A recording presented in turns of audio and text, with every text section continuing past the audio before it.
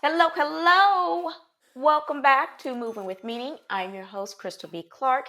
And yes, we are still in that month of January 2025 where we are discussing renewal. As I said, and a quick reminder to what has happened in the past and in the previous episode, a little bit here and there. But this is my time, okay? And this could happen in any time of the year for you, whatever it is. So you just take this whenever it applies, okay? But for me, I always end, like we did with December, at the end of the year, with a reflection, a self assessment of sorts, where I look at, what did I accomplish in this year? How have I changed throughout this season, and where do I want to go with that? Okay, did I set some new goals? Did I do some learning lessons and through all those lived experiences? What happened, and where do I want to go? Am I still on the same trajectory? Have I switched? Because all of those things are totally fine, but I need a found grounding of where I am today and what I've accomplished, because one, it allows me to celebrate where I've accomplished things that I have intended to, or where I've really just grown and learned over the time. I mean, new relationships have formed, new skill sets were developed, all these things have occurred. Okay. And so in January, it's almost immediate. Like the moment that I use that entire month for just reflecting and setting up new goals and dreams and so on and so forth, I go right into the next month of January, where I begin the year setting up an actionable roadmap or a blueprint to achieve those said goals for the next year or that incoming year. So for me, right, this has been an incredible journey. And I just really looked at January, or just the beginning of a new year, is just renewal. It's a constant metamorphosis for me. And I always need to make sure and double check that I am where I want to be, or I'm still on the path of where I desire to be. Okay. So in this episode, we're going to continue that renewal theme, and we're going to discuss something a little bit transformative. Okay, so just like I said, a metamorphosis. So in this case, we're going to really name this episode Second Acts. Okay, and so what this is all about is that midlife or mid career transformation, okay, where we're basically looking at pursuing passion over security, right? Stepping out of our comfort zone and going into what we desire our life to be like, and looking to achieve those goals, and really taking hold of who we want to be, who we are, and what we want to accomplish in this life, because we only got it once. Okay, so if I could do a quick summary of this episode, I'm going to go with it like this. Many individuals reach a point in their midlife or mid career where they recognize that the path they've been on no longer satisfies them. The decision to change life goals or career direction can be both daunting and exhilarating. We're not being bored here. So, by embracing passion over the security of a familiar routine, they tap into a transformative power that can reignite their sense of purpose and fulfillment. This shift isn't merely about changing jobs, it's about redefining their sense of identity and rediscovering what truly matters to them. Now, that was, again, as I said, it's just a quick summary of what we're going to really just discuss in this episode, because we only got a short period, but we can fit a lot into that. And I really want you guys to really not only reflect, but put together your own roadmap, put together your own goals from what we did in that reflection series, and look at all of these aspects to how we look at what we see in our lives and where we are today and what we truly want to accomplish, and are we living in that moment? Okay, and if even if we are living in that moment, right, are we looking for additional challenges, or are we just settled for we're like good with where we're at? I don't want to change anything, I just want to coast it all the way through. That's great. So bravo to you for that. All right. So as we want to begin, we want to talk about a little bit about the benefits of pursuing your passion and life goals. Okay. And so this is just definitely stepping out of where we are right now just because it's secure, okay? It's safe, and it's providing it's less risk, okay, involved in what we're doing today. So now we're going to talk about happiness. So we've achieved success, we've achieved a level of security, and so on. Let's look at why we have these midlife crises or these shifts, and we kind of look at it. I mean, there's always this point in our life where doing the same thing over, and it's almost like you're living a lie, and you get to a point where you're so exhausted from doing that. Okay, so let's just say that we're at that point, and let's talk about some of the benefits of really looking at pursuing your passions and life goals. So, number one, renewed motivation. Yes, pursuing what you genuinely care about fills your daily routine with excitement and drive, making challenges feel more like opportunities than obstacles. Love that, because, yes, that is very true. Okay, so just because you're taking something that seems risky, okay, and even though it's what is your passion, every day is exciting. Everything is just fueled with passion and exhilarating, like I said before. And so what you're looking at is, you're like, I'm ready to take on these challenges because I don't look at them as obstacles. I look at them as learning opportunities. I look at them as growth initiatives. And so when you change your perspective on how you leap into the new year and into these different goals, it changes your acceptance of them, and it turns them from less of a drawback to more of a benefit, right? So, number two, deep personal fulfillment. Yes, so this isn't just about what others think, it's about how we feel about ourselves. Okay, so aligning work and life with personal values leads to a sense of inner harmony. Okay, instead of going through the motions, each day carries a deeper sense of meaning. Like I said before, and like my channel says, what the title of it is, it's moving with meaning. Every day should feel like you are giving your all. You're giving everything that you have in you, right? And I know that that seems like something that's exhausting, right? The way of saying I want to give my all into everything. It's not so much that way. You think of it as like every day you fill your cup. You start with that cup full, and you're giving back, and you're generating a lot of love and a lot of passion. Whether you're an animator or whatever you're doing in that day, your cup never drains. It stays full because you're not doing anything that doesn't please you, right? So even if I've run into issues where I've basically am doing something, and I may be exhausted. So for example, like I do a lot of my social media management, and every day I'm not gonna lie, I'm thinking, I'm super excited about what I'm about to post, but I get so tired of posting them, right? Because it's so routine. But every time I post the same caption or whatever that post is, I get super jacked up about it because I believe so much in that quote or that caption of what I'm spreading to the world. Okay. So it never really drops, even though there's still this twinge, right? And the only thing about that twinge, like I said before, is that it's a challenge. How can I be more automated? Or how can I look at this in a different way to kind of relieve myself from just that particular, like I said, challenge? It's very easy. So one day I will get into researching and looking at that, but I keep improving on that because I don't want that to drain my cup, right? So we'll keep going. Number three, enhanced creativity and innovation. I can't tell you how powerful creativity is.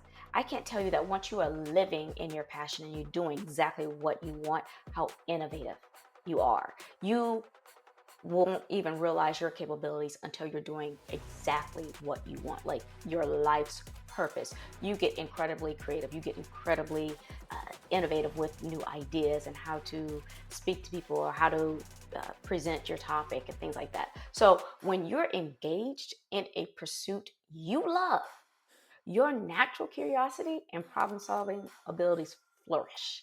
Okay, this creative momentum often leads to unexpected breakthroughs and personal growth.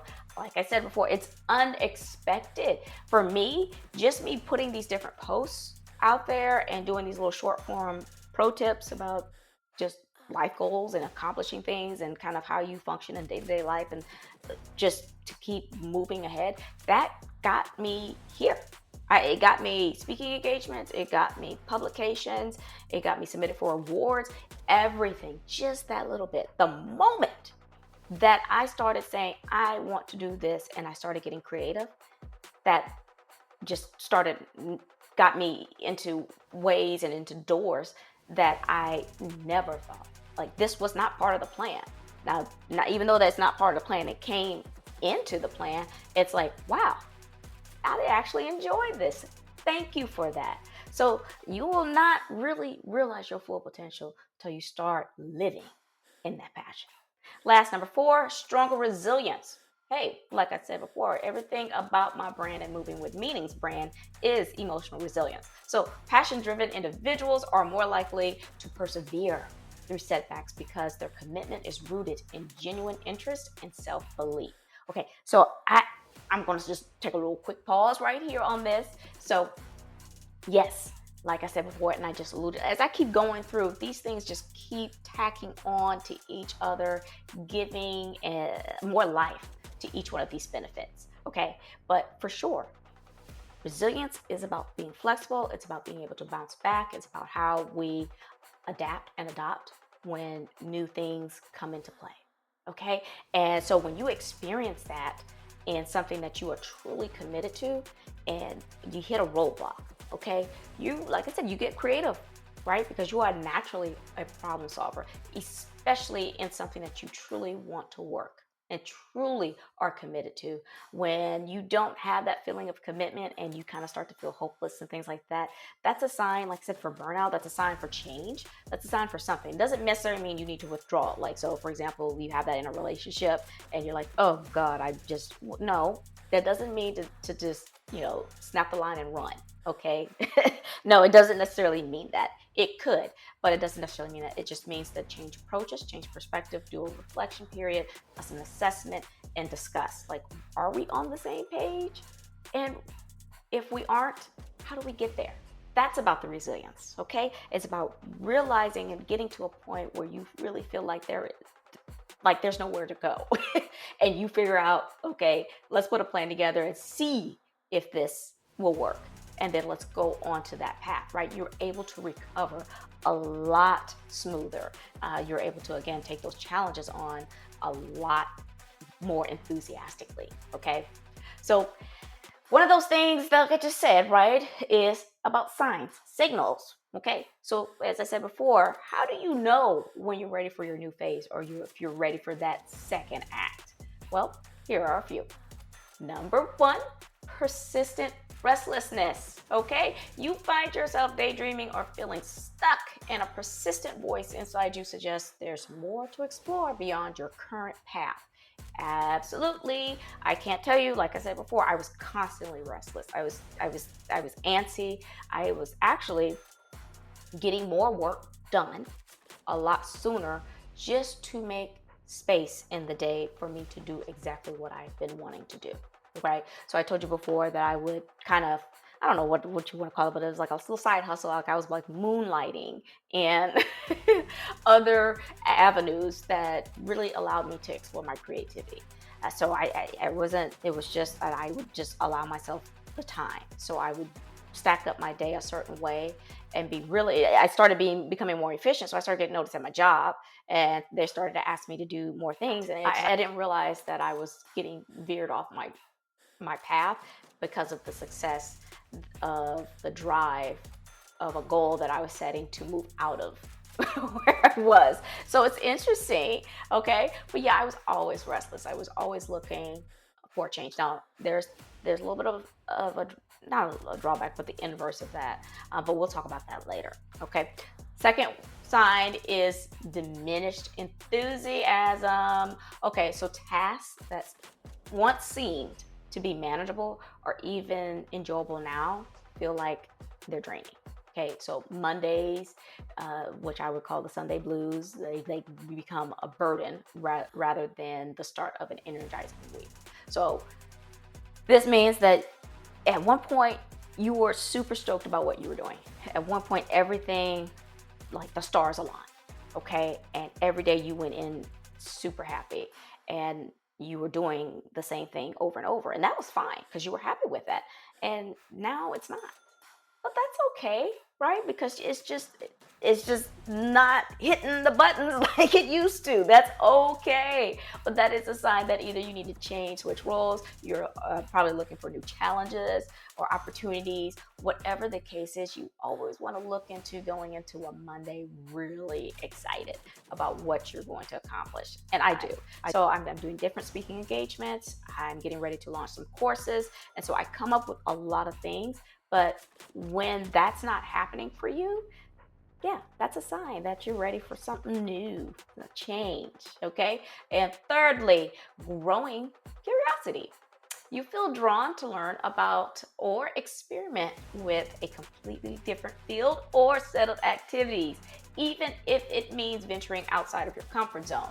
So again, and this is like a no-brainer, I think you guys are going to really relate to each one of these. I don't know why I keep like trying to like double down on them, because I just think that just the title alone of being having persistent restlessness, uh, diminished enthusiasm, and then growing curiosity. What I do want you to know about all of those is that they're not necessarily drawbacks, they're not necessarily negative, right? Growing curiosity is not a negative sign. Right? And so not so much as diminished enthusiasm. Like I'm not no longer excited, but now I'm getting more curious about learning about new ideas. That's another sign that you're ready for a new phase. But again, it can all be misconstrued as you saying, okay, well, maybe I like where I'm at and I'm more curious and I want to learn about more new things about a different business domain or different department or something like that. That might be something, right, that you may need to shift, remove, or maybe kind of like a symptom of restlessness. Okay, I don't like what I'm doing right now, so I'm going to get curious about something else, even though, right, it's still not aligned to my path. This is really important because you have to know where you want to go before you start to like literally walk the path, because you will wander aimlessly. So anyhow, now that all sounds wonderful, and maybe you do have these signs and you've had them for quite some time. Okay, we tend to kind of try to ignore them and think of them as distractions, right? To kind of move you off your path, like and I need to fight that desire or that distraction and keep moving forward. No, no, no, no. There are some common objections that even when you feel that pool, and even when you know the benefits in that pool, you still reject them, okay? Or you still try to move away from that. So some of the common ones of those is, one is feeling obligated to continue. So there's a sense of duty toward a long-standing relationship or career, which can keep people from making a change. They may worry they haven't invested enough time or effort to truly earn the right to shift directions. Isn't that something that you will feel and make yourself obligated, right? To just truly say, maybe I just didn't give this bad boy enough time.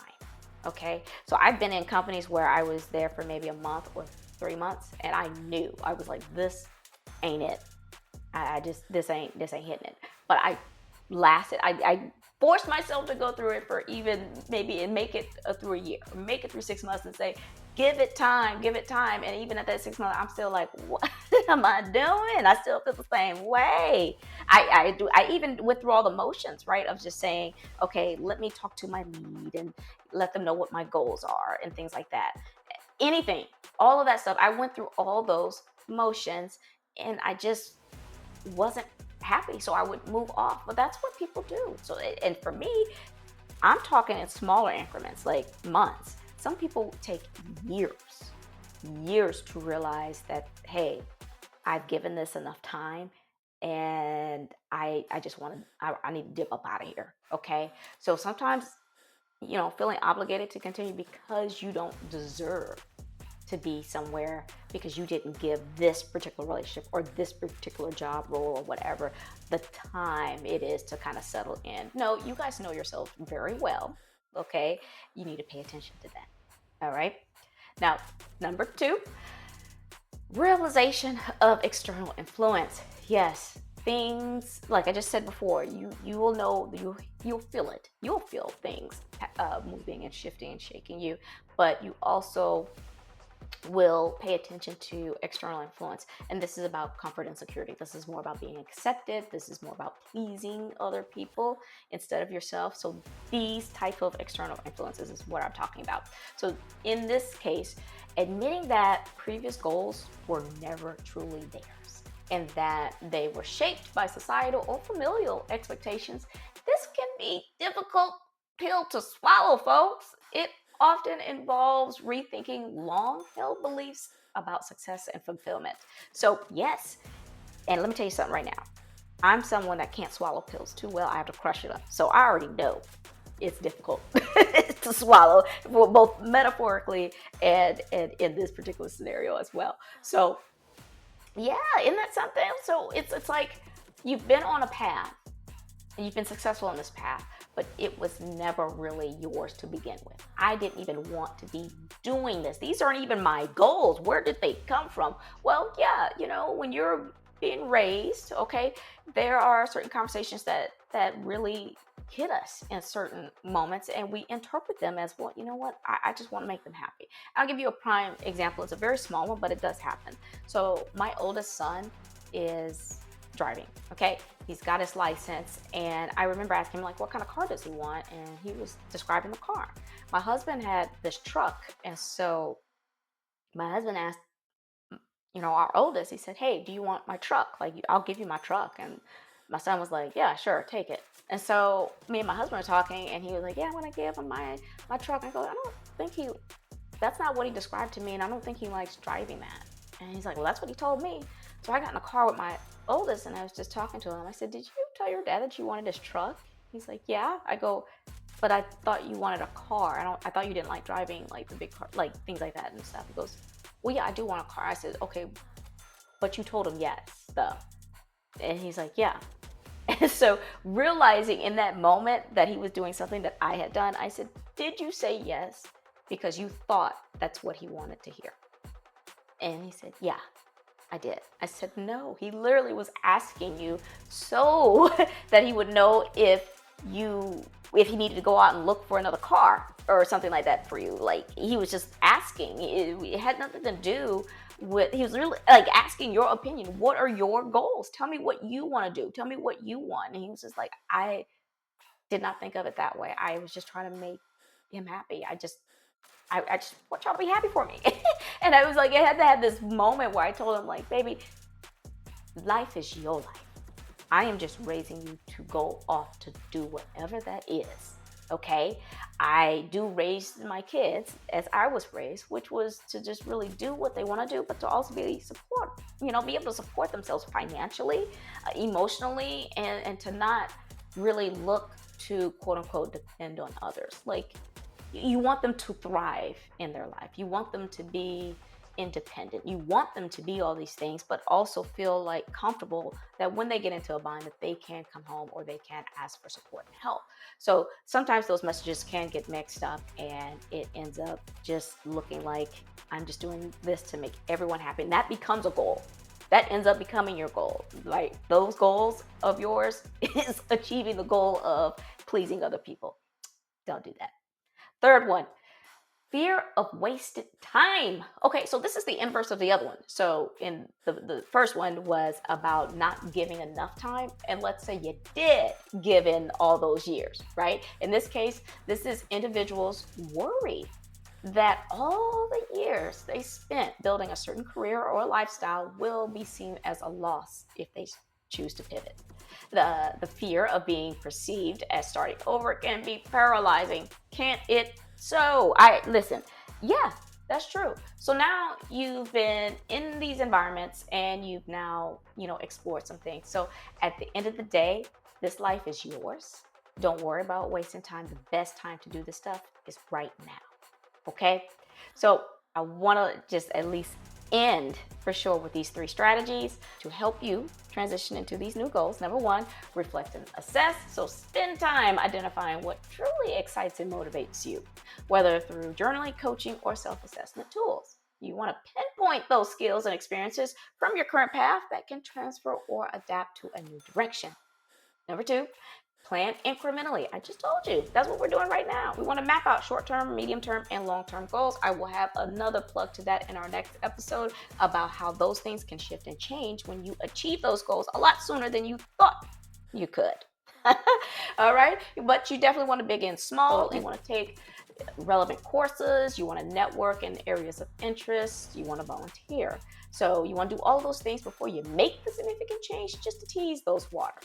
And third strategy, you want to build a support network. So yes, surround yourself with mentors, friends, or professional groups that encourage and guide you during the transition.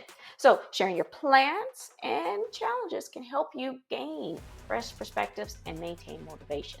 You never know what someone else has in store to help you on your way.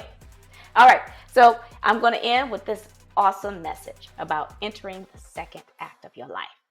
Stepping into this new phase of your life or career is like opening the curtains on a second act, where every lesson learned and every experience gained prepares you for an even more compelling story. While it may feel risky to leave the familiar behind, remember that the spark of passion is what keeps life vibrant and meaningful. It's never too late to follow that spark. So why wait? Your second act is waiting to be written, and it might just be the masterpiece you've always dreamed of. Hey, I love it, love it, love it. As always, I appreciate and adore each and every one of you. Please, you love these. Get another double dose of this and check out my Moving with Meaning, the podcast on all these different social media platforms, Spotify, Amazon Music, Apple Podcasts, and YouTube Music. Free.